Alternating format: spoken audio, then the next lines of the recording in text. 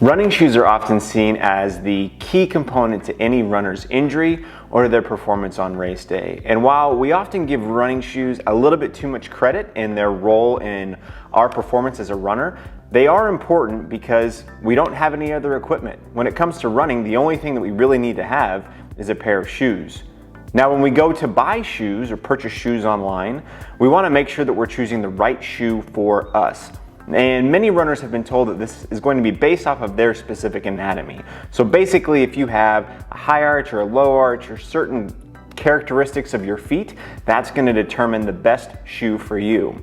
And while maybe there's times when this is okay, there's a lot more big picture things that we can be focusing on to help runners figure out what's the best shoe for them. So you can systematically go through a checklist the next time you get a pair of shoes to answer the question, is this the right shoe for me? I'd mentioned about how we used to think that prescribing shoes based off of someone's foot type was the biggest key into figuring out if that shoe was the right shoe for that individual. And we've really gone away from that a bit, and we've learned that the thing that's the most important is this a comfortable shoe? So when you get a new pair of shoes, putting them on and running in them is the biggest test for us. And if you can say, yeah, this feels pretty comfortable, then that's probably a good shoe for you. It should never feel like you've got to work yourself into a shoe or you have to choose a specific shoe based off of somebody's recommendation or what somebody else is wearing. If it's comfortable when you're running in it, it's probably a good shoe for you.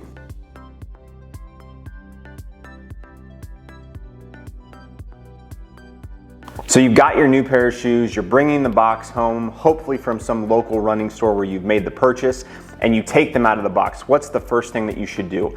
Well, the first thing that you should do is to just inspect the shoe overall. What's the quality of the stitching? Are there places where it looks like it might be a little bit off from your left shoe to your right shoe? We want to inspect the shoe and make sure that there weren't any defects that happened during the manufacturing process. We're looking at how well the last is laced into the cushioning components of the shoe, and just to make sure that there aren't any defects in that specific model.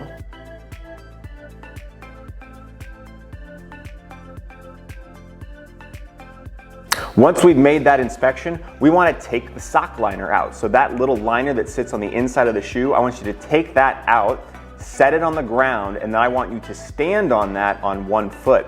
And what you're looking for is to see if the shape of the shoe, so the actual architecture, matches the anatomy of your individual foot. I'm not as concerned with your arch height, which is what we often focus on. I'm more concerned with, do we have enough space for the shape of your foot to fit in the shape of the shoe? So you should trace all the way around that liner and make sure that there's not any points where you are having a lot of overhang. This is especially important for people that have had a history of toe pain or bunions, anything that's happening at the level of the toes, because we want to make sure that we have enough room that they're not getting squished and pinched together. We also want to remember that when we run, our feet swell and our foot has to splay as our foot hits the ground every time when we run. So we want to make sure that there's even just a little bit of wiggle room.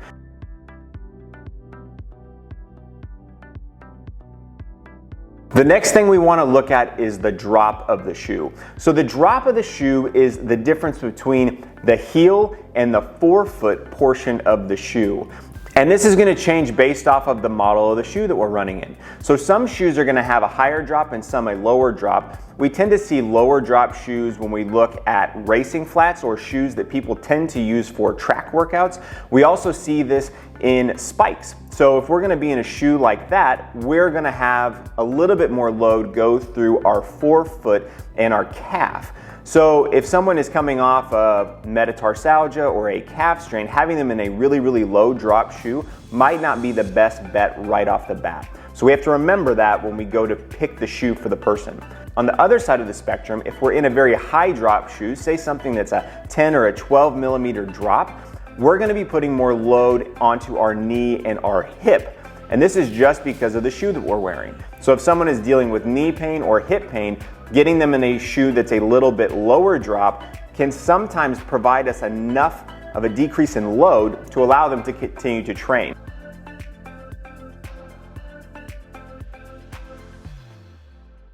Our next test is going to be examine the break of the shoe.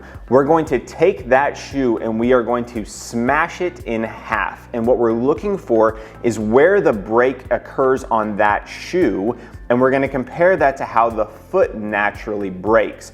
So if I have a shoe that breaks at the level of the toes, where our foot is naturally going to break, that is exactly what we want. If we have a shoe that breaks a lot farther back, it's a mismatch between the natural break of the foot and the natural break of the shoe. And we want those to go together, just like we want to match the shape of the shoe with the shape of our feet. We want to make sure that that break is happening symmetrically between both shoes, so there shouldn't be a difference left versus right. And we want to make sure that that break lines up with the break of that person's foot.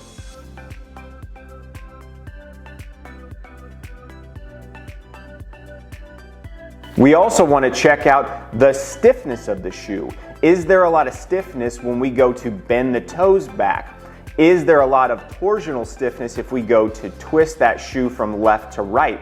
And we're going to match this with whatever that runner is like. Do they like a shoe that has a little bit more stiffness to it? Do they like a shoe that's more meshy and has a little bit more give to it? Some of this is going to be personal preference. It can also be the injuries that you're coming off of. So if someone has a lot of pain in their feet, giving them a little bit of extra stiffness in the shoe as they transition back to running can be helpful because it takes up some of the slack that the foot is going to have to deal with to begin with. So it's almost like it's giving it a little bit of help. So we're always matching this stuff up based off of that person's unique situation.